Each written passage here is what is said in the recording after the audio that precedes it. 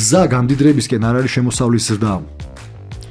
ჩემ კიდე ეპიზოდში ხო გახსოვს ლაპარაკობ შემოსავლის დაზე ორიენტირებული ვარ და ეხლა ძალიან ნათლად დამენახა რა.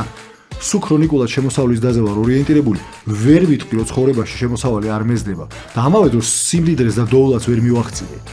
რატო? ეგ არ არის ფუნქცია მაგისი. ფუნქცია მაგისი არის სხვაობა, რამდენს ხარჯავ და რამდენს შოულობ.